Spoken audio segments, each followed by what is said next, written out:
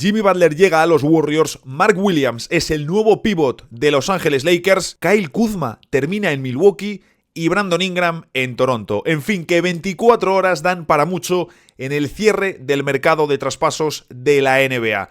En el vídeo de hoy lo que vamos a hacer es repasar los movimientos principales que hemos visto antes del último día del mercado y por supuesto vamos a darle nota con las losi estrellas. Y una vez pase el deadline, que como sabéis termina este jueves a las 9 de la noche, hacemos directo en el canal desde las 7 de la tarde. A partir de este jueves tendremos mucho contenido con las conclusiones post-deadline. Y empezamos este mismo viernes con un episodio del podcast sobre los ganadores y perdedores de la última semana del mercado, bueno, y en general de lo que nos han dejado los traspasos esta temporada en la NBA. Que hay que decir, esta última semana está siendo una auténtica locura. Y por supuesto, iré sacando vídeos de temas concretos, porque veremos, por ejemplo, si los Lakers se mueven más después, ya no solo del traspaso de Luka Doncic, sino de la adquisición de Mark Williams. Lo dicho, vamos a empezar ya, que luego hablo demasiado y los vídeos se hacen interminables. Comenzamos con el traspaso de Brandon Ingram a Toronto. Los Raptors envían a Bruce Brown, Kelly Olynyk, la primera ronda del 2026 de Indiana y una segunda ronda. Hay que decir que termina saliendo barato Brandon Ingram. Sí, es cierto, terminaba contrato y se venía hablando mucho de cuál podía ser exactamente el valor que tenía en el mercado y el precio que pagase un equipo. Pero claro, en teoría, el traspaso de Ingram, o el objetivo principal que podían tener los Pelicans en este traspaso, era hacerse con un pívot fiable. Vale, sí, Yves Missi, el rookie, está dejando muy buenas sensaciones y si está sano tienes a Zion Williamson en el 4. Pero bueno, Kelly Olynyk, que ha sido un jugador que a mí siempre me ha gustado mucho, ahora está algo mayor. Veremos qué puede aportar en estos Pelicans. Y el mejor jugador que recibes, que es Bruce Brown sin ninguna discusión, es un jugador que apunta a la agencia libre y que, bueno, no sé yo si se quedará en los Pelicans, veremos qué sucede, pero sin ninguna duda será un jugador que recibirá mucho interés en el mercado por parte de muchísimos, bueno, de prácticamente cualquier contender. Cualquiera querría reforzarse con un jugador como Bruce Brown. Luego la primera ronda que reciben tampoco es buena, es la de Indiana del 2026. Es cierto que los Pacers este año han vivido algo de recesión después de una 2024-2025 que fue muy potente y que luego unos playoffs con un que estaba en cuadro por las lesiones, pues también les permitió llegar más lejos. Pero sobre todo, yo de nuevo, considerando que vienen de un año de recesión, que están en un año de recesión, me sorprendería que hiciesen 2 años consecutivos malos. Aún así, tenemos que ver qué pasa con Miles Turner en verano. Sabemos que termina contrato, que quiere una renovación importante de más de $30 millones y que Indiana en principio no se lo quiere dar. Pero bueno, lo dicho, que está recibiendo activos que no tienen demasiado valor. Bruce Brown termina contrato, Olynyk solo tiene un año más y ha bajado mucho de nivel y la primera ronda no es nada destacada. En fin, ni pudiste renovar a Ingram ni sacas nada interesante. Hay que decir además que este traspaso de Brandon Ingram significa que en los Pelicans ya no queda nadie, ya no queda ninguna de las piezas que recibieron en el traspaso de Anthony Davis. Es cierto, eso sí, que les falta por recibir todavía una primera ronda de los Lakers. Pues bien, ¿en qué convirtieron a Anthony Davis? Sobre todo llegaron Lonzo Ball, Josh Hart, Brandon Ingram, el recién elegido en el draft de DeAndre Hunter y, por ejemplo, un pick que terminó siendo Dyson Daniels. Lonzo Ball se marchó en un sing and trade a Chicago, no sacaron mucho, tampoco podían sacar mucho ahí. Josh Hart fue una de las piezas principales que enviaron a Portland por CJ McCollum. Y bueno, de Brandon Ingram ya lo hemos visto. Hay que decir, fijaros cómo son las cosas, que el mejor traspaso que han hecho los Pelicans con los activos recibidos en el traspaso de Anthony Davis es, irónicamente, el traspaso de DeAndre Hunter.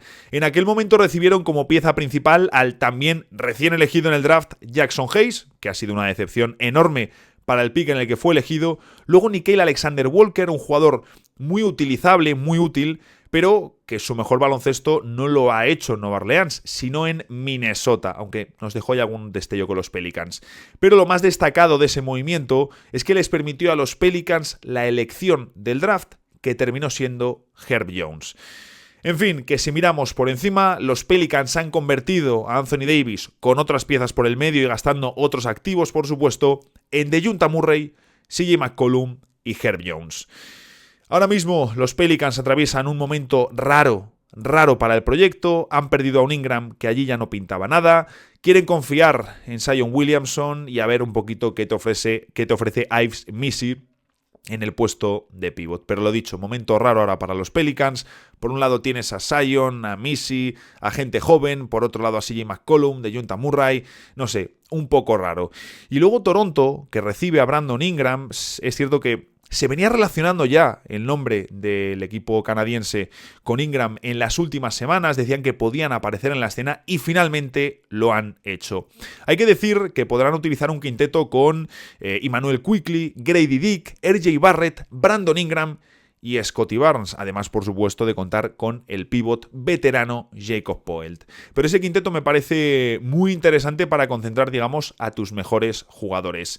Lo cierto es que para Toronto es un precio barato para conseguir un All-Star al que ni de coña hubiesen conseguido en la agencia libre. Así que, oye, eso es una buena noticia porque históricamente Toronto es una franquicia que pierde jugadores en la agencia libre, no que los gana. Probablemente Ingram, de los equipos a los que más dinero les podía pedir una renovación, Toronto se sitúe entre los puestos más altos de la lista. Es decir, Ingram va a sacar una renovación muy importante. Y aquí también entra en juego el asunto de que en Canadá hay más impuestos para las grandes fortunas. Sí que me queda un poco la sensación de no sé muy bien qué pretenden los Raptors. Sí que me gusta, eso sí, que, lo dicho, adquieres a Brandon Ingram de forma bastante barata y conservas tu elección del draft 2025. Así que pueden ir duro a por este draft, a mejorar el equipo y añadir talento joven diferencial y luego renovar a Brandon Ingram. Aún así debo decir que me parece un poco un equipo de ciertas medianías, es decir, Brandon Ingram es un jugador All-Star, Scottie Barnes es un jugador All-Star, RJ Barrett en su mejor versión creo que se queda cerca también de esa barrera, pero claro, Scottie Barnes como gran piedra angular de tu proyecto se me queda corto, Brandon Ingram como tu segundo mejor jugador se me queda corto, y Barrett como tu tercero mejor sí que me encaja, pero claro, veo que hay demasiados jugadores que necesitan la pelota en sus manos para funcionar, y aunque Ingram sea un buen tirador, es un jugador que necesita la pelota en sus manos. Así que vamos a ver cómo acoplan las piezas y cómo termina de ensamblarse todo en Toronto. Las valoraciones para los Pelicans, pues no me gusta, la verdad.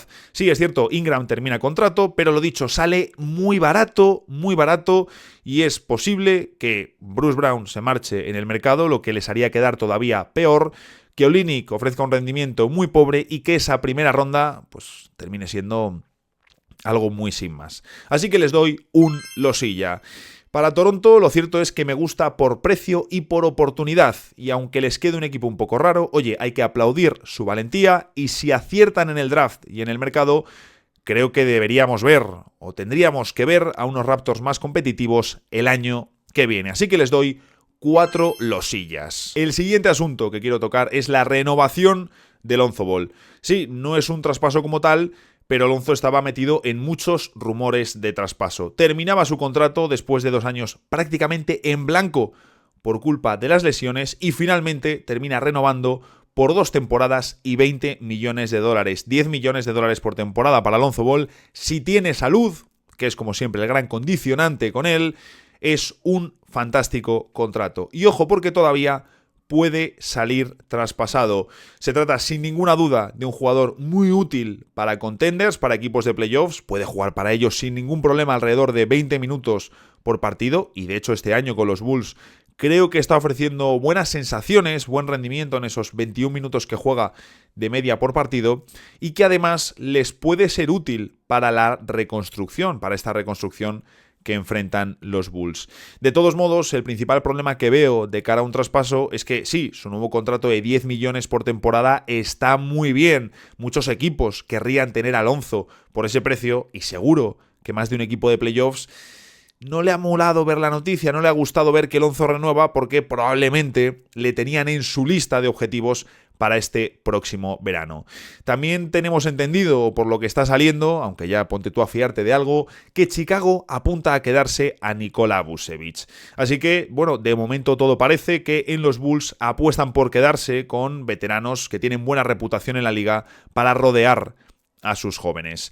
A la renovación de Lonzo le doy 3 losillas y medio y quiero ver, por supuesto, si le meten finalmente o no en un traspaso.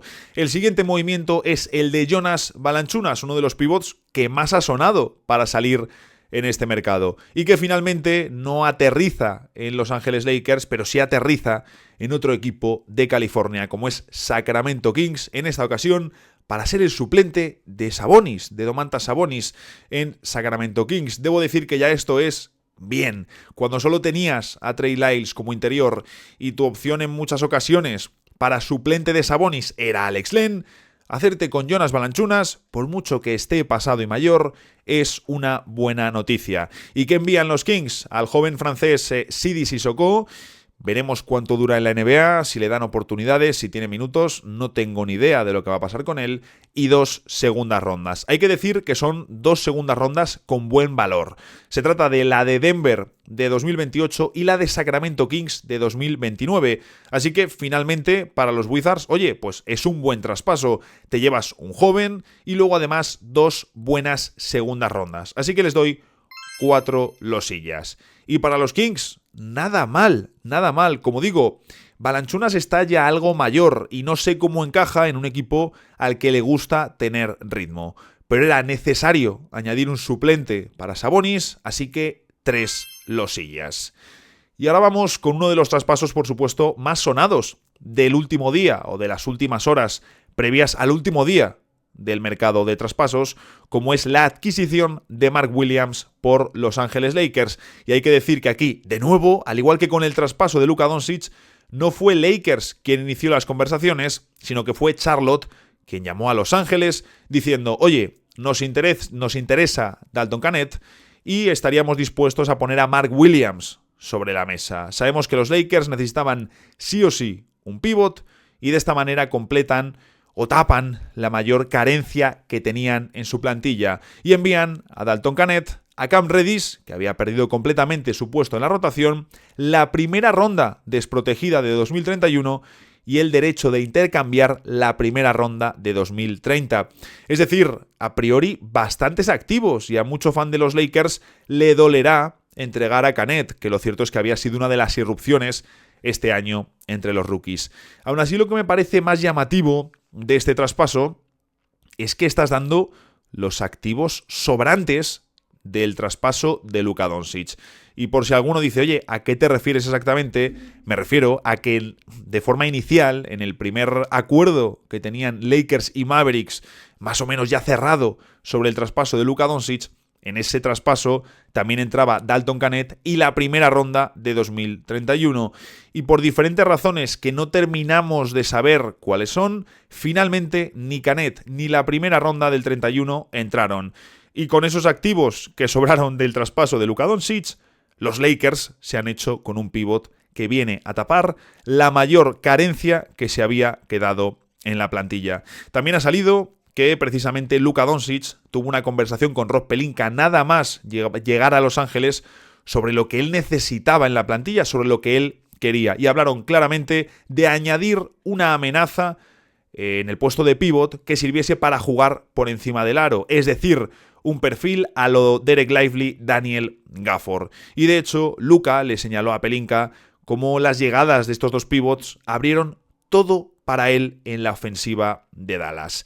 Aún así hay que destacar que Mark es un pívot gigante, Williams es un tipo enorme y tiene unas condiciones top, pero por perfil no es ni tan atlético ni tan veloz como Lively o Gafford, no tiene ese punto de explosividad que sí tenían o sí que tienen los dos pivots de Dallas.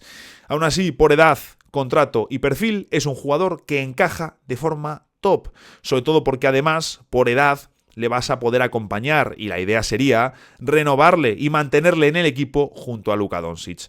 Pero como os digo, tengo dos dudas principales. La primera pasa por la defensa. Mark Williams es un jugador que tiene las herramientas, pero que no ha ofrecido solidez. También es cierto que lo estaba haciendo en Charlotte, donde defender mal es mucho más fácil, y que tan solo tiene 23 años, es uno de los mejores pivots jóvenes de la competición. Su primer año no fue titular en la NBA, pero en su segunda y en su tercera temporada sí que lo ha sido. Y ahí hay que decir que la muestra estadística no es positiva. De hecho, tanto en su segunda como en su tercera temporada, los rivales siempre han tirado mejor defendidos por Mark Williams, incluido este año, donde los rivales mejoran su acierto un más 2,2% cuando son defendidos por el nuevo jugador de Los Ángeles Lakers. Y hay que destacar también que Williams era el jugador que más tiros defendía por partido en Charlotte Hornets.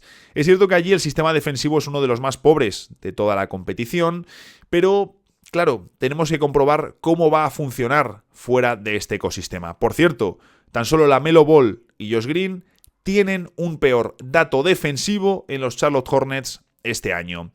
Podríamos destacar, y muchos seguidores de los Dallas Mavericks pensarán en esto, que precisamente PJ Washington también venía de rendir mal en defensa y jugando en Charlotte Hornets, y que luego llega a Dallas Mavericks y aumenta una barbaridad su rendimiento defensivo. Pero claro, aquí también hay que destacar que PJ Washington llegaba a unos maps con más defensa, y que estos Lakers no tienen tanta. Por supuesto, comparten el elemento común de tener a Luka Doncic en el puesto de base, pero ni tenía por detrás a Lively, ni había llegado también Daniel Gafford, ni tenían un sistema, por ejemplo, donde tenías también a jugadores como Derrick Jones Jr. De hecho, es que ahora mismo los Lakers siguen con el Luka, Austin Reeves y LeBron James como titulares. El último objetivo que le queda a este equipo, al menos a corto plazo, ya en el verano de 2025 podrás verdaderamente buscar otras mejoras, pero lo que necesitan es meter un defensor perimetral. Por el lado de Charlotte, vacían su juego interior. Esta temporada les hemos visto dar salida tanto a Nick Richards como a Mark Williams, pero reciben a un joven Dalton Knecht, que es un tipo interesante, y rondas a futuro. Entiendo sobre todo que dan salida a Mark Williams porque no estarían convencidos con él como su pívot de futuro, y sobre todo porque le iba a tocar renovación. Tiene un año más de contrato muy barato, algo que será clave para que los Lakers puedan configurar su plantilla, pero ojo, porque antes de que empiece la próxima temporada, antes de que arranque la 2025-2026, deberá cerrar su renovación con los Lakers o se irá al verano de 2026 como agente libre restringido. Aún así, lo peor de Mark Williams no es su defensa, porque como digo, puede salir de Charlotte, llegar a unos Lakers más serios y también apoyado por jugadores como Dorian Finney-Smith o Jarred Vanderbilt, incluso LeBron James cuando le apetece, y subir claramente su nivel defensivo. Aún así, de nuevo quiero destacar que él llega aquí para ser el centro, para ser la referencia interior, el gigante defensivo de Lakers. Veremos si no se queda corto o si quizás necesita algo de tiempo para poder ofrecer ese rendimiento. Pero como digo, lo más preocupante no es eso. Lo más preocupante con Mark Williams son las lesiones, la disponibilidad. Hablamos de que en sus 3 temporadas en la liga, el año que Mark Williams ha jugado más partidos fue en su año rookie. Jugó 43 de 82 partidos. Pues bien, en su segundo año tan solo disputó 19 y en este tercero lleva 22 de 48 partidos disputados. Esto es lo que peor espina me da. Para Lakers les doy 3 losillas, dudas por la salud y por el precio, aunque también es cierto que las rondas con Luka valen menos. Incluso podríamos subir esa valoración si consideramos cuáles son las alternativas reales del mercado. Puede que me quede algo corto, creo que es un buen traspaso, pero como digo, las dudas con la salud de Mark Williams me dan bastante mala espina. Mientras tanto, para Charlotte les doy 4 losillas, me gusta mucho porque, como ya digo, si no estabas convencido con la salud de Mark Williams, si no le veías como tu pívot de futuro, traspasarle antes de la renovación y además sacar a un Dalton Knecht con contrato rookie para varios años y un par de rondas interesantes, pues oye, me parece una muy buena decisión. Vamos ahora con el traspaso de Kyle Kuzma, que honestamente lo primero que pienso es cómo de roto, cómo de destrozado tiene que estar Chris Middleton para que Milwaukee le mueva por Kyle Kuzma, y lo poco que debes confiar en que Middleton vaya a volver a algo similar a lo que era antes. Ya haré vídeos aparte, por supuesto, de Warriors, Lakers o Milwaukee Bucks, porque este traspaso puede empezar o puede significar el inicio del final de Giannis Antetokounmpo en Milwaukee. En fin, cuando hablamos de Middleton hablamos de un tipo que ha sido clave en el éxito ofensivo del equipo. De hecho, es que durante mucho tiempo ha sido la referencia en los momentos clutch, en los finales apretados del partido. Cambiarle por Kuzma y pagando tú un swap, es decir, entregando un derecho de intercambio, es algo que no me termina de cerrar, no me termina de ilusionar. Pero de nuevo, para que Milwaukee haya hecho esto es porque consideran que Middleton está completamente roto. Y en los últimos años apenas le hemos visto. ¿Qué entregan los Bucks? Al propio Middleton, a AJ Johnson y ese derecho de intercambio por Kyle Kuzma, Patrick Baldwin y una segunda ronda. Eso sí, hay un detalle que me parece clave del movimiento y es que Milwaukee sale del segundo apron, dejando tan solo a Phoenix, a Boston y a Minnesota como equipos del segundo apron. Lo cierto es que Kuzma llega en un mal momento de rendimiento individual y es un jugador que lo que hace es añadir tamaño y skills. Es un jugador que refuerza las habilidades, el talento que tienen los Bucks, pero me deja dudas por su encaje, tanto por problemas defensivos y como tirador. ¿Qué versión vamos a ver de Kyle Kuzma? Es cierto que la última vez que leímos en un candidato fue en su primera etapa en la NBA con Los Ángeles Lakers, y allí se quedó muy corto precisamente por eso, porque le costaba adaptarse a un rol secundario en ataque, no era un buen tirador de tres, era muy regular, combinaba noches de explosiones anotadoras con otras en las que se quedaba muy corto, tiraba mal de tres o de forma irregular y luego sobre todo en defensa ofrecía un rendimiento muy pero que muy irregular.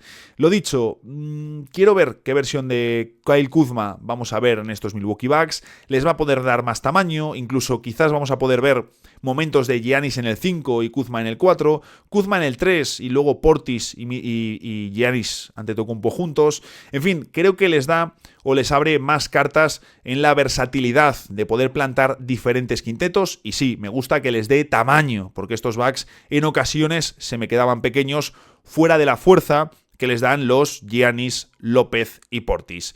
Y luego, por el lado de Middleton, a ver si se queda en los Wizards, si no se queda, si juega, si no juega. No tenemos ni idea, vamos a ver qué sucede con este jugador, pero evidentemente es el fin de una era para los Bucks, porque es el traspaso de un jugador que ha sido clave para el título de 2021.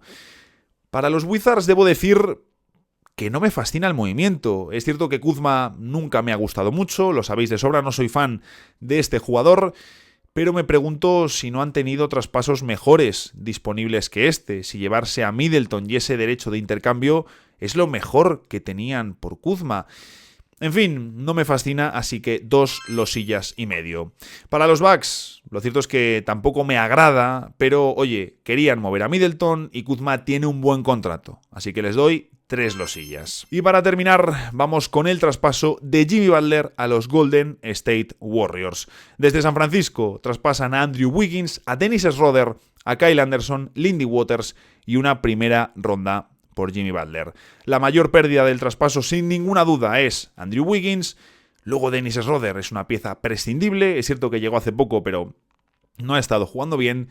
Y Kyle Anderson, que fue uno de esos fichajes que en verano se vendió como un fichajón de Golden State, bueno, te daba igual porque no estaba ni jugando, no estaba en la rotación. Y luego la primera ronda que envían está protegida al top 10 en 2025 y en 2026.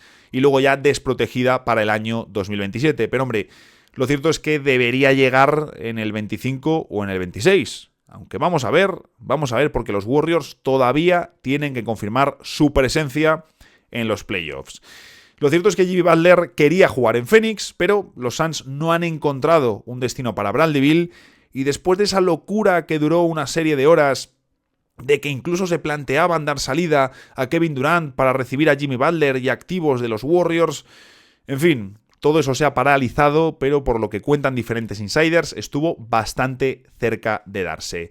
Jimmy Butler llega de esta manera a Golden State finalmente. Siempre se habló de Warriors y Suns como los equipos más interesados y automáticamente renueva por 2 años. Rechaza su opción de jugador para la próxima temporada y firma, como digo, 2 cursos de renovación y 121 millones, más de 60 de media por año. ¿Les va a ayudar? Bueno, a mí hay una primera duda que me entra y es si ahora mismo Jimmy Butler es un jugador que encaje mejor en los Warriors de lo que encajaba Andrew Wiggins. Primero porque les va a dar un peor espaciado, es decir, un quinteto con Stephen Curry, con Jimmy Butler, con Draymond Green y ¿quién va a ser el pivot? Jackson Davis o Looney. Tiene un espaciado bastante malo. Se siguen quedando pequeños, les sigue faltando atletismo, les sigue faltando tiro.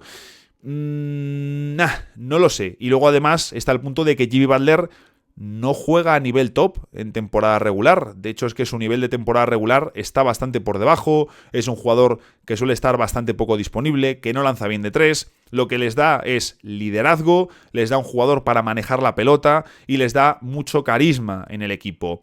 Quizá veremos también a Stephen Curry más tiempo sin el balón en sus manos, pero como digo, me genera dudas por muchas cuestiones, por el espaciado que van a tener los Warriors cuando Draymond, Butler y un pivot coincidan en cancha, porque el small ball se va quedando caduco. Y luego también porque Butler nunca ha dado un buen rendimiento en temporada regular, o no al nivel, ni mucho menos comparable con lo que ha ofrecido en playoffs, y los Warriors verdaderamente necesitan apretar en temporada regular. Pero también es cierto que en roster, pues oye, no te cuesta demasiado. De nuevo, la mayor pérdida es Wiggins. Y luego la ronda de este año. Pero tenemos una realidad de fondo. Y es que los Warriors no son candidatos, no lo eran antes del traspaso y lo siguen sin ser. Necesitan movimientos para mejorar lo que hay alrededor de Stephen Curry, de Jimmy Butler y de Draymond Green. ¿Van a entrar en playoffs? Pues oye, es una buena duda y encima ahora que han traspasado su primera ronda es una cuestión mucho más importante. Al menos le has metido esa protección al top 10 para asegurarte de que si por si acaso este año te la pegas y te quedas fuera de postemporada, que es algo muy probable, que al menos retengas tu ronda. Para Miami, debo decir que me gusta, es decir, reciben a Wiggins y una ronda de Warriors que me parece bastante interesante. Les doy 4 losillas. Para Golden State, no me fascina. Estaban en modo desesperación, han llamado a todos los jugadores All-NBA de la liga para ver si podían cerrar su traspaso y terminan haciendo uno que no creo que les dé justo lo que necesitaban. En fin, les doy 2 losillas. Sí, sé que también Dennis Schroeder se ha ido a Utah, sé que ha habido más movimientos, pero esto ya son cuestiones secundarias y que podremos revisar a fondo, como os digo, tanto en el podcast de este mismo viernes como en otros vídeos que iremos haciendo. Lo dicho, como siempre os leo en comentarios para continuar el debate. Menudo deadline que estamos teniendo. Nos vemos esta tarde a las 7 en el directo del canal y por supuesto, nos vemos en el próximo vídeo.